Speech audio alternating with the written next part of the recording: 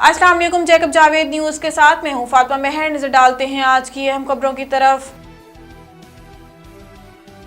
افغان عوام کو معاشی مسائل سے نکالنے کے لیے دنیا کردار ادا کرے، وزیر اعظم عمران خان اور چین کے صدر شی جن پنگ کے درمیان ٹیلی فونک رابطہ ہوا، جس میں وزیر اعظم عمران خان نے چینی صدر کو کمیونسٹ پارٹی کی 100 سالانہ تقریبات پر مبارکباد دی۔ اعلامیہ کے مطابق وزیر اعظم عمران خان نے 4 دہائیوں کے دوران چین سے غربت کے خاتمے اور اصلاحات کو سراہا اور دونوں رہنماؤں نے پاک چین دوستی کے 70 سال مکمل ہونے پر ایک دوسرے کو مبارکباد بھی دی۔ ٹیلی فونک گفتگو کے دوران دونوں رہنماؤں نے دو طرفہ امور اور شراکت داری کے مختلف پہلوؤں کا جائزہ لیا۔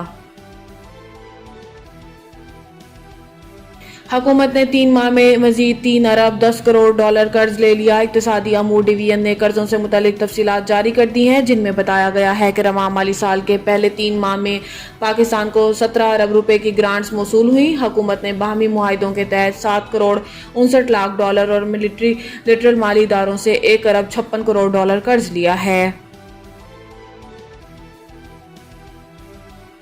چیف الیکشن کمشنر پر الزامات، اعظم سواتی کو جواب دینے کے لیے 15 روز کی مہلت۔ الیکشن کمیشن ممبران شاہ محمد جتوئی اور نثار دورانی پر مشتمل 2 رکنی بینچ نے الیکشن کمیشن اور چیف الیکشن کمشنر پر اعظم سواتی کے الزامات کے معاملے پر سماعت کی۔ وزیر ریلوے اعظم سواتی ذاتی طور پر پیش ہوئے۔ وفاقی وزیر اعظم سواتی کے معاون وکیل نے الیکشن کمیشن سے استدعا کی کہ بیرسٹر علی ظفر اسلام آباد میں موجود نہیں، وہ اعظم سواتی کی جانب سے جواب داخل کریں گے۔ شوکاز نوٹس کا جواب دینے کے لیے 1 مہینے کا وقت دیا جائے۔ الیکشن کمیشن نے ریمارکس دیے کہ 1 مہینہ بہت زیادہ ہے، 15 دن کے اندر شوکاز نوٹس کا جواب دیں۔ الیکشن کمشنر نے سماعت 11 نومبر تک ملتوی کر دی ہے۔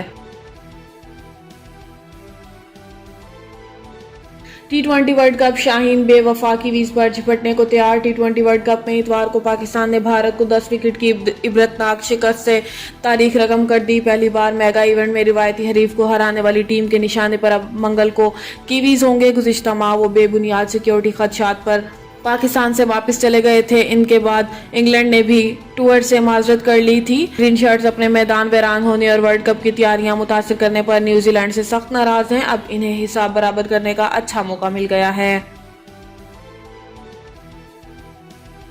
9 سالہ بچی سے زیادتی اور قتل کے مجرموں کو 2 بار سزائے موت۔ ایڈیشنل ڈسٹرکٹ اینڈ سیشن جج راولپنڈی افضل مجوکا نے 9 سالہ زینب عمران سے زیادتی اور پھر اسے گلا دبا کر قتل کرنے سے متعلق کیس میں 2 مجرموں کو 2 بار سزائے موت اور 5-5 لاکھ روپے جرمانے کی سزا سنا دی۔ اس کے علاوہ مجرم بابر مسیح کی بیوی انیتا کو جرم چھپانے کا مرتکب قرار دیتے ہوئے اسے 7 سال قید اور 1 لاکھ روپے ہرجانہ کی سزا سنائی ہے۔ خبریں آپ نے جانی، مزید نیوز اور اپڈیٹس کے لیے ہمارے ساتھ رہیے۔